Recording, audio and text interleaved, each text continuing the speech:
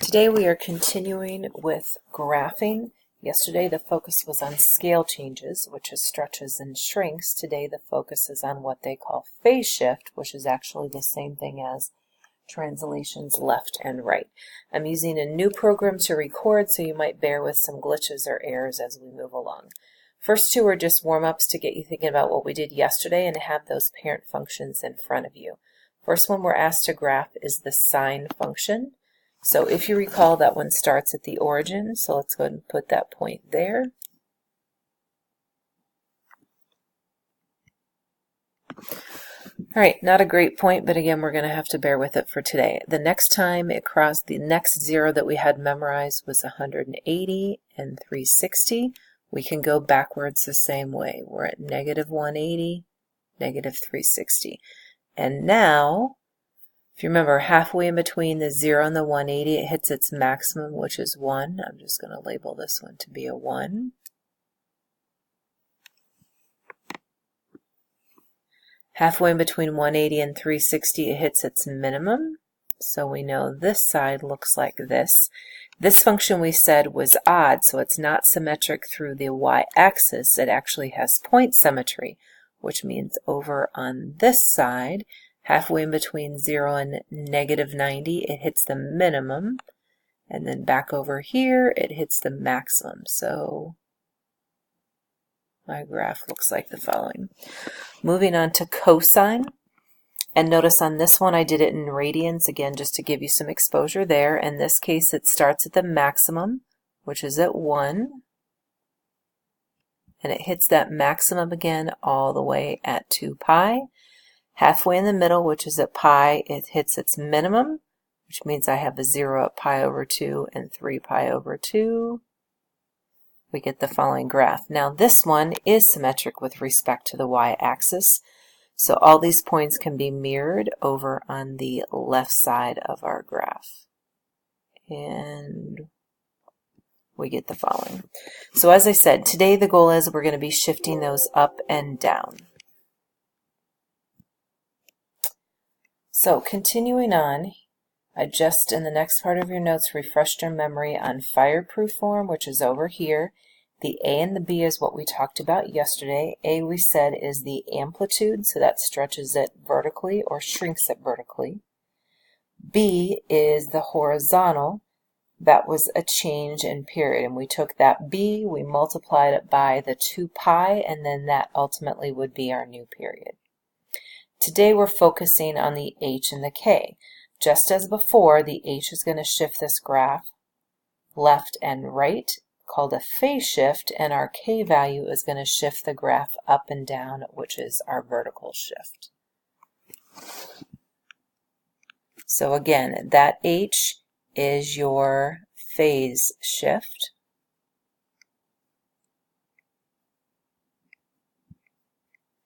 And our K is our vertical shift.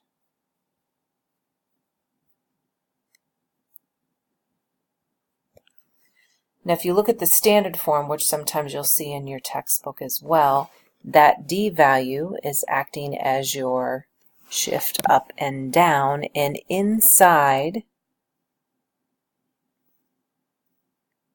with the function, that C value is acting as your phase shift. But sometimes we have to do a little manipulation in there, and we'll look at those as we continue to go. All right, continuing on, the next thing I asked you to do is go to Desmos, and I want you to graph y equals cosine x plus 1, and I changed it from 90 to 450 degrees. I'm going to go ahead and pause this and get that graph set up for you. Okay, so I went to Desmos and I actually typed in two functions. If I can show both of those, I typed in y equals cosine of x and y equals cosine of x plus 1, just so that you can visualize what's going on. Quickly, you can see from the parent function to the new function, we've shifted everything up 1. Now, to be able to graph that on your paper, I'm going to go up to my toolbar here, and in your notes I had suggested changing the x-axis from to 90 or negative 90 to 450. just so you can see plenty of the graph. And also when I do that, I'm going to go take it to degrees. There we go.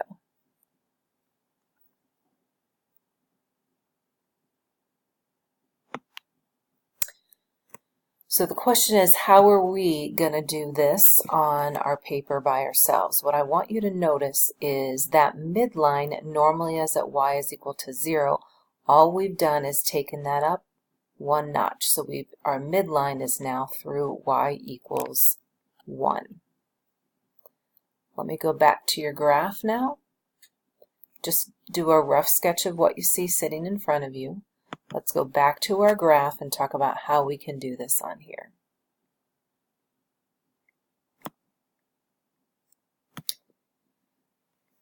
So first thing I want you to know or think about is the translation rule. Yesterday we were kind of writing rules for scale changes.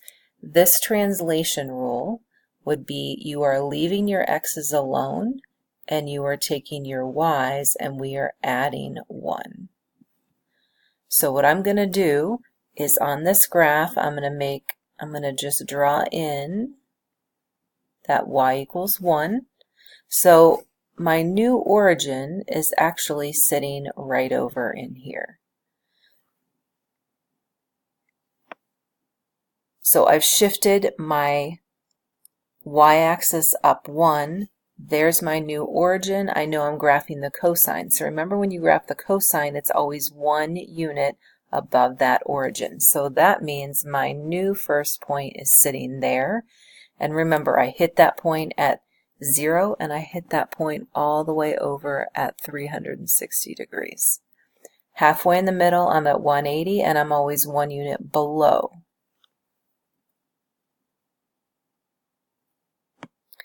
Alright, the question is, how do we go and graph this on here? You're going to have to ignore my 2 points. I can't get them erased.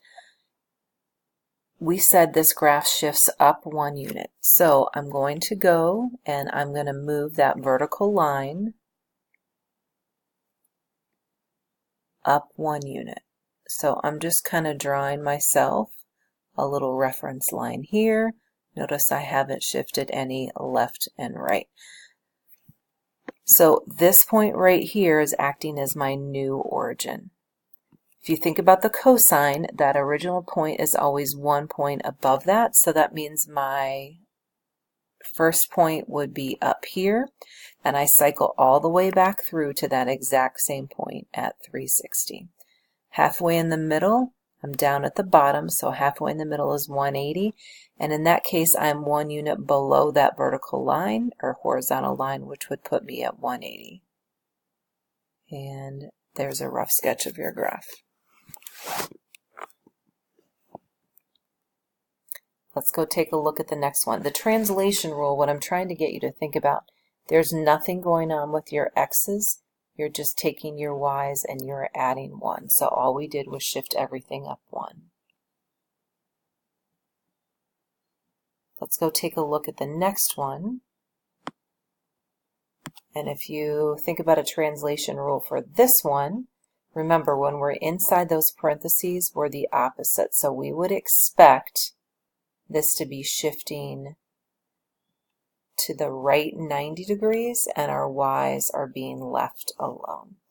Let's go back to Desmos and check it out. I'm going to pause and go re-enter that. Again, I have my parent function, which is y equals cosine x, which is the red one. I have my new function, y equals cosine of x minus 90. And notice at that 90 degrees, that's the first time that we're reaching that maximum value. So my graph has been translated over to the right 90 units. Let's go back and look at our paper and try and put that on there.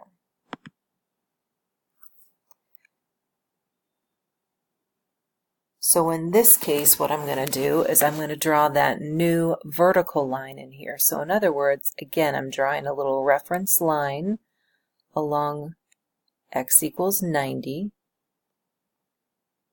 So this point right here is acting as my new origin.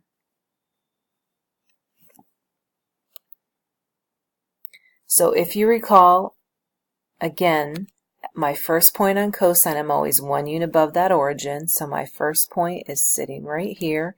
It takes me 360 degrees to cycle through, so 90 plus 360 puts me all the way at 450. Let me move my graph over so that you can see that. So you can either do the math, or again, if you think your normal point is at 360 comma 1, we're taking that point, which shouldn't be there, and I'm simply moving it over that 90 degrees. Halfway in the middle of those two values, I'm at my bottom point. I don't know what the halfway mark is between 90 and 450. I know my normal halfway mark is at 180.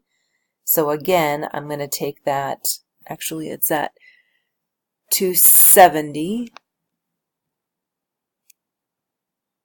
My normal halfway mark is at 180, but again, I'm going to add 90 to that. That puts me at 270. And again, I'm at that minimum. Halfway in the middle between these, I'm at my 0. Halfway in between 270 and 450, I'm at my other 0, and my graph looks like the following.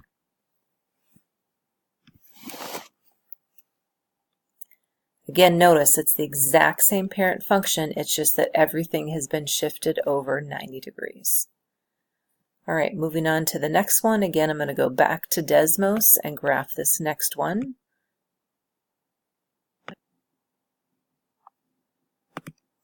All right, going back to my Desmos graph, it looks like I goofed. I typed in a +2, it should be a -2. So you can see everything is shifted right 30 degrees, and then we've shifted down 2. Now let's go back to our graph and see if we can do that on our notes. First thing I've done for you is notice the translation rules. I'm taking my x's, I am adding 30. I'm taking my y's, subtracting 2. So on my graph, I've drawn in y equals -2, and then I'm also going to now go draw in y equals 30, or excuse me, x equals 30, which would be right here. So here is my point that's acting as my new origin. And if I have my points memorized with respect to that, it should be pretty easy. If that's my new origin, I am normally up 1 point from that, which would put me right here. I go over to 360. I'm normally at 360 and 1 unit above, but in this case, again, I have to go and add 30 degrees. That puts me right there. I'm normally at 180 at the minimum, but again, I'm going to add 30 and go down 1 unit from there, and we're snaking our way through. Again, not perfect on this program, but for this morning, we're doing the best we can. Let's move on to that last one. If I think about my translation rule here, I'm taking my x's, I am subtracting by pi over 6, and I am taking my y's, and I am adding 3. I'm going to go ahead and draw in that y equals 3.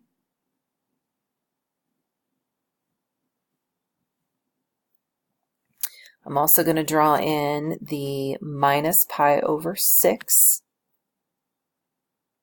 And we're going to have to do a rough estimate of this one because it looks like it's counting by pi over 4. Rough estimate of that pi over 6 would be in here. Again, this is the point that's acting as my origin.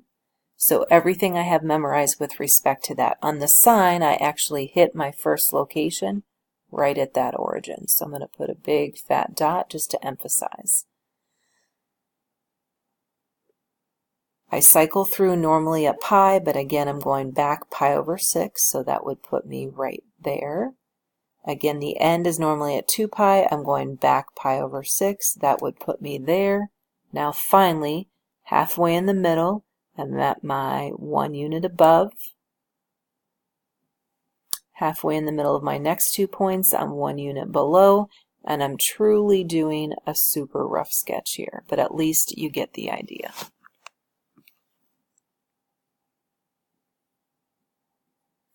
And I only have about 30 seconds, so I'm just going to pause it, fill in the bottom, and get you moving along. As I said, I'm kind of pushed on time. I went ahead and filled out the bottom part. Not very pretty, but again, we're doing the best we can. So tonight's assignment, you've got Math Excel, which is due by midnight tonight, and then you've got your worksheet. I will post some answers to help you.